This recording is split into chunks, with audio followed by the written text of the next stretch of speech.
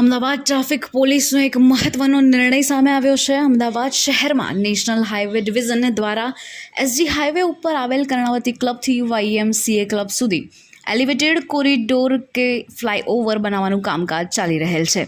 આ કામકાજ અંતર્ગત જગ્યાના જે બ્રિજના પિલ્લરો તૈયાર થઈ રહેલ છે ત્યારે પિલ્લરો ઉપર ગર્ડર લગાવવાનું કામ ચાલી રહ્યું છે.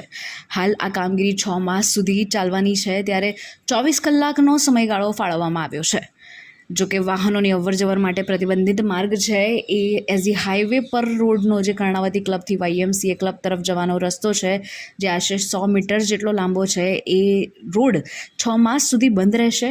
ત્યારે એનો વૈકલ્પિક માર્ગ સાણંદ સરખેજ તરફથી આવતો નાના મોટા વાહનોવાળો ટ્રાફિકને લગતો YMCA ક્લબ તરફ ડાબી બાજુ વળી ભગવાન સર્કલથી જમણી બાજુ વળી ઝવેરી સર્કલ થઈ જમણી બાજુ વળી કર્ણાવતી ક્લબ ઉપર જઈ શકાય છે. એ સાથે અલગ અલગ માર્ગો ઉપર પણ જઈ શકાશે. તેમજ ઇસ્કોનથી સરખેજ તરફ જવામાં જે રોડ વાહન વ્યવહાર માટે છે એ ચાલુ રાખવામાં આવશે.